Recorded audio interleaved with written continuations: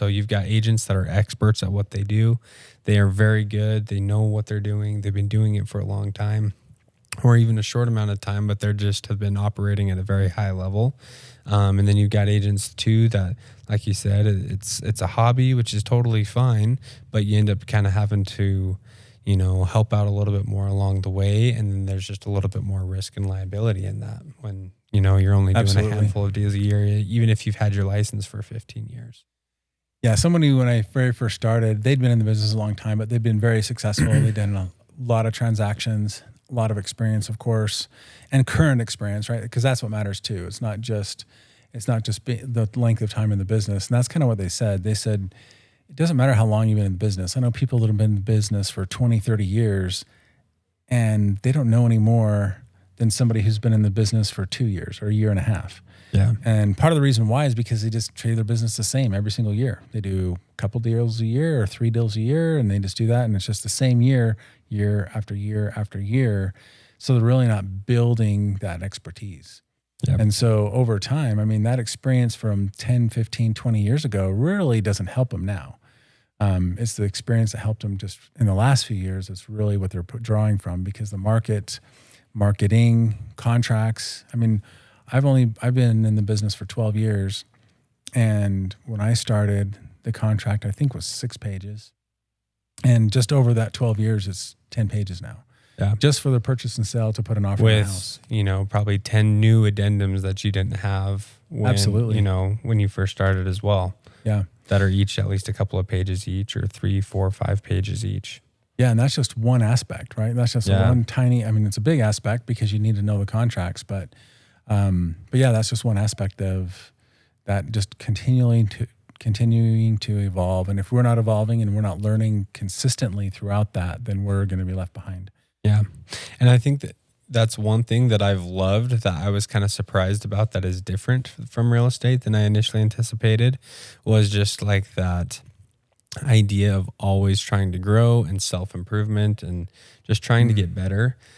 Because it bleeds into all aspects of life, I think. It does. It all blends together, whether it's, like your health, your spirituality, your family, whatever it is. I feel like if you're trying to operate and just trying to be a better person in general, you naturally, the tides rise, right? I don't know what the phrase is, but tide rises all ships, right? Yeah, all boats. Exactly. And so you definitely see that in real estate, and that's something that I've absolutely loved.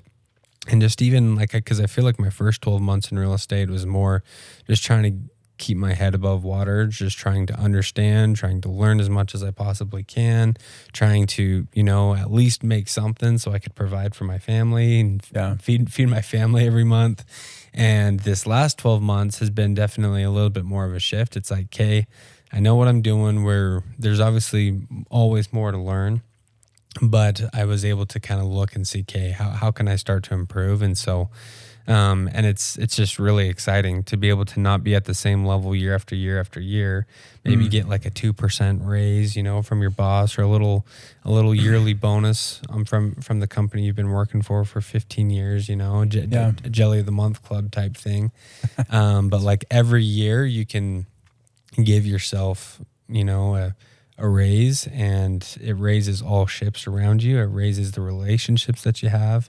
And it's really exciting. And so I'm stoked. I've been in it for 2 years, and I feel like it was just the other day when I jumped into it, but I'm really excited for the next year, 5 years, 10 years, just to see what that has. It's really exciting. That's awesome. Yeah. It's one of the few industries where you can really, like you said, it's a low bar to get in, but the potential is huge. Yeah. And like you said, I feel like as a person, I've gotten better because of real estate. Because like you said, if you're really trying to improve, it trickles into every aspect of your life. And so part of the biggest things that we always talk about or preach is to be successful or to do well in real estate, you've got to be consistent. Consistent with knowing the numbers, consistent with reaching out to people, consistent to making phone calls, to all those things. If you're consistently doing those things every day, you're going to be better. And that bleeds into every aspect of your life. Yeah. If you're consistent with your relationships, you're going to do better at those. If you're focusing on those when you can, and you're focused at work, when you're at work, and just taking those time, it's going to be better if you're consistent with any, like you mentioned, spirituality or physical or whatever that is. That consistency over time is where you see the growth. Yeah. And it compounds too. Yeah. I know we've talked a lot about, like Naval Ravikant and his book and some of his quotes and sayings. And that's one of my favorite quotes of his is the consistent thing. It's something along the lines of like, the more consistent you are, the more things begin to compound. Yeah. So, and that's definitely true in real estate. I've been in it for 24 months and I just feel like within the last little bit, I've started to see some of those efforts start to compound and start to grow. And so now it's just a matter of, okay, how can I become more efficient and some of these other things that you've talked about, to continue to see that growth and push myself. So awesome. It's exciting. It's been fun so far, and I've loved that aspect of it. That's been probably my favorite aspect. That's awesome. I think a lot of people, I don't know why that is so hard, right? Like the things you have to do are simple, but it's so hard to be consistent at things. And so I think that's something that all of us are just continually trying to work on is that consistency. And that's, like you said, in everything. And if you are, you'll see results. Sometimes the results aren't not right away, but you'll see results of that compound effect. That's another good book. We've talked about it a couple times on the podcast, but just talking about how that compound effect can't happen if you're not consistent with things. Yeah. It never shows up. So, well, cool. Well, what would you say if someone was wanting to get into real estate and they said, okay, what's going to make me successful? Obviously we've talked about a couple things there, but is there one or two things that you think someone should know that maybe no one told you as you started? Oh man, that's a really good question. I would say that the number one thing is to be optimistic about your business, because I feel like just being optimistic and having that mentality and having that mindset that, you know what, things are going to go good. We're going to have success, things like that. It makes a big impact in all of your interactions and your conversations with people. Like if you've ever been around like a really happy person, it's really contagious. It is. And then vice versa, if you've been around like an Eeyore, it's really contagious. You're like, you get done hanging out with that person, you're like, man, kind of drained. I feel exactly. pretty tired and exhausted and want to just go to sleep, Yeah. And so I think being optimistic is like one thing that I feel like is kind of underrated and not talked about in our industry a lot. That's one. And then I would say another thing too is just going back to consistency and doing the things that aren't the pretty things. In the world of real estate, you see HGTV, you see Instagram, you see a lot of these agents that are, I like to call them just almost like TikTok agents, where they like to post the really flashy videos of their cars or what they're doing, or these big luxury homes or things like that. And then you realize, oh, they're actually not doing that great at real estate. Yeah. They're really good content creators. It's not their homes either most of the time, right? And that's fine because you want to get those homes out there to your clients. But at the same time, a lot of times, most of the things they're posting aren't on things that they're actually selling. Yeah, and content's a huge part of our business and our industry, but when that's like the only focus point, it becomes a distraction. And so me starting out, I definitely was one who kind of got distracted by that, by like all the pretty flyers and the pretty posts and all that kind of stuff, versus actually spending 100% of my time boots on the ground, trying to meet people, having real conversations just to be able to get that ball moving. And so not being distracted by the things that look good, but just being okay to do the boring things, and that's really what it's come down to, is just being willing to be consistent with the boring things that aren't pretty. It's the calls, it's knocking doors, it's open houses, it's anything you can do to be able to meet new people.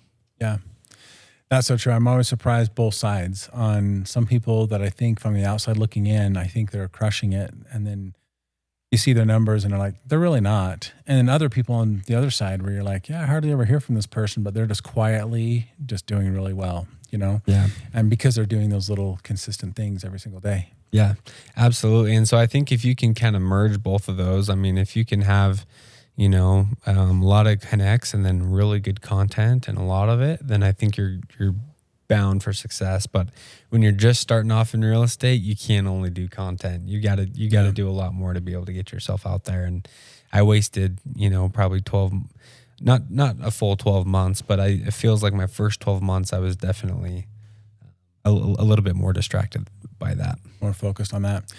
Yeah, there was an agent that's in town who I really, really like, who does very good at the content creation, and talked to them, and they had said, yeah, I had a really good year last year. And I was like, that's awesome. Congratulations. And he told me how many homes he sold. And I was like, wow. In my mind, I was thinking that's not very many, but at the time, it was better than he had done before. But like you said, I think he, like a lot of other people, just try to grow it with only social media. And you've got to talk to people. Yeah. You've got to actually be helping people to do well at this. One, to know enough to where you can actually help them, versus just throwing things out there on social media, but then also to create those connections and those relationships that they want to use you. Yeah, absolutely. Yeah. I guess, and I want to ask you that question too, because you've had a ton of success, and you were easily probably in the top 1%, top 0.5% of realtors here in Idaho.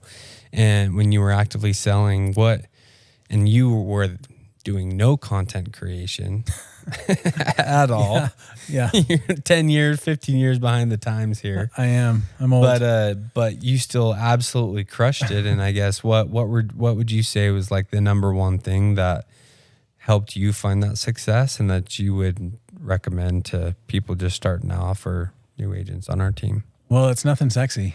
It's it's just follow up. I think that if I had to contribute it to one thing, it was one, always trying to talk to new people, of course. But when I did, I would do everything I could to try to follow up with that person. And I think that's what really sustained me, because I came from a career and I was like, okay, cutting that cold turkey and moving into it is like, okay, I better start doing something right away. Right. And so, and obviously having a family at the time that kind of depended on me in that. And so that was the biggest thing, is just, for me, it was just, I felt like I didn't have, if I wasn't following up, if I had time, that's what I did. Yeah. I had lists, and I would put people's names down of people that I met that I liked, because I always want to do business with people I like. And so I would put their names down, their information down, and I would just continue to just kind of keep touching base with them, whatever it was. And it's never the calls of, are you going to buy or sell in real estate now? It's always trying to just create something that this person might want or find interesting, Yeah.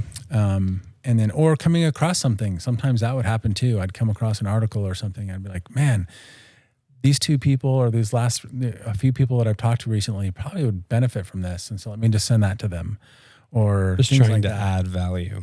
Exactly. Just trying to be something of value versus just bugging them all the time, And I think that's what fortunately or unfortunately, I guess fortunately for us, is most agents don't follow up a lot. Yeah. They might follow up one or two times and then kind of give up. And so that person who's just going to kind of keep being there consistently for that person. Again, consistency, right? Yeah. Who keeps being there is usually the person who they want to use, because they feel like, hey, this person has given me good value. They know their stuff, and they're always there. And that's who I think about when I think of real estate. Yeah. So I think that's key. You still have a lot that, a neighbor puts a sign in the yard and it's not yours, and you're like, oh man, I did a terrible job of letting him know that I'm in real estate, and I wish they would use me. And that happens, and that's okay. And sometimes it might be because you're their neighbor, Yeah. But still, you just gotta, the old saying is, water off a duck's back and kind of keep moving forward. Yeah. And not let it bring you down, and just hope for the best for them. Right. Yeah. And just like you said, being positive and truly wanting the best for clients and people. And if you really do want the best for them, good things happen.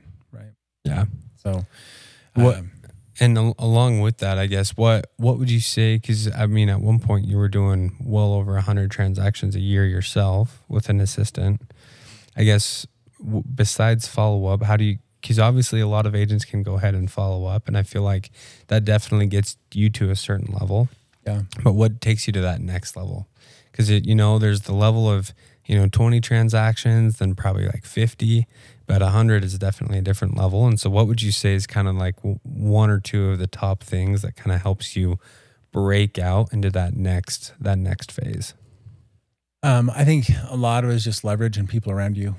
If you have amazing people that you work with and assistants that are wanting the same things that you want and are pushing towards that, and they're efficient and they're not afraid to come and say, hey, you're doing this and it's taking you way too long, or you're doing I do this way instead of the way you're doing it. They're unafraid to kind of help you. That's what you want. You want people that one are open to that themselves, as far as doing things better and more efficient and things like that. But then two, aren't afraid to call you out if they think you're doing something that may not be as efficient or as good. Or maybe it's just something that's not as good for the client, right? Like, hey, if you did this and this, it would be way better for the client than the way you're doing it. But people that aren't afraid to challenge you a little bit. And I think that's when you see that real growth and that push. Yeah. Is when you have people that are around you and you're open to some of that criticism or that correction, right? And I think that's where you kind of see the jump. Yeah. And a lot of it is at the time, of course, I started out doing all buyers, and doing all listings changed that as well. Yeah. Just because you're not spending quite as much time with listings as you are with buyers. And you can still do a fantastic job for them behind the scenes necessarily without being with them. Does that make sense? Yeah. And so the timing is a little bit different on that. And a lot of the things you do for listings, you're doing for all your listings, not just one. A lot of the money you're putting into it, like that. And so you can kind of capitalize on some of that to save time. So I think making that shift made a big change as well. I mean, I did okay before as well with buyers, but I think to jump to a certain level, you have to do primarily listings. Otherwise you're going to be a little bit time limited. Yeah. Without multiple showing assistants and things like that. And on the buyer side too, I had 2 different showing assistants, and both of them to this day, I just hold in the highest regard because they were awesome. Yeah. Megan and Jodine were just fantastic. The best, I couldn't have asked for better help and they helped me be better too. So it was good. So I think a lot of it just has to be with people you're surrounding yourself with. You want to surround yourself with people that are wanting that too. And I think being open to criticism is huge. It's a huge thing, and you're always having to be willing to change and evolve, because real estate, I feel like real estate more so than other industries, you have to be kind of on your toes a lot more just because there are so many different moving pieces. And you don't have anybody telling you to make those changes either. You don't have a boss that's telling you, hey, we kind of need a shift. Maybe by Q3, Q4, we can implement this. Yeah. In real estate, it's like if something changes, it changes. Laws change immediately. Yeah. You instantly need to shift and kind of pivot. And so being able to shift and take that advice from other people is huge. And being able to learn. Don't let people tell you can't do it either. Because when I started, I said the number that I needed to make was figuring it all out, dividing it all out, what commissions would be, what my splits would be, what I take home is what matters, right? It doesn't matter what's on the 1099 at the end of the year. What matters is how much of that was actually yours. Yeah. And so, and I knew what had to be mine. So after figuring that out, I was like, okay, this is me before I even started a sale. Like this is me like 2 months or a month before I even started real estate. And I'm like, okay, based on our average price point, based on everything going in, to make what I wanted to make, I had to sell 100 a year. And I thought, okay, so that's my goal. I got to hit 100 minimum a year to make this work. And I thought, okay, first year I got to do that. And I didn't know that was I wasn't in the industry. So I didn't know if that was good or bad, or if that was kind of mediocre. You didn't know that was like groundbreaking. I didn't know that, you know what I mean? Yeah. And I didn't know what that was about. And then until about 2 months later, and I'm just kind of getting into it, trying to get into the grind a little bit. And I had seen a few little successes along the way, but not as many as I wanted to. And I was with Keller Williams. I was at a family reunion, and I got stuck in this shuttle with a bunch of other people, Keller Williams people from out of state and that. And they started asking me what was going, where I was from, how long I'd been in the business and that. I'm like, I'm brand new. And they're like, awesome. So what's your goal this year? And I said, well, my first 12 months I needed to do 100 homes. And they're like, and you're doing buyers? And I said, yeah. And they kind of laughed. And they're like, yeah, we've got a team of like 25 people and there's no way you're doing 100 deals. They're like, our top people are doing like 30, 35 deals. And we have, maybe an outlier that'll do like over 50 once in a while, And I was like, I kind of looked at him. I was like, dang, that kind of deflated me a little bit. And so I think with real estate, you just can't let that get to you. Just because they haven't done it doesn't mean you can. Yeah. And so I think it's hard because we do put limits on ourselves too, but I think you just got to just go for it and do the best you can. Right. Absolutely.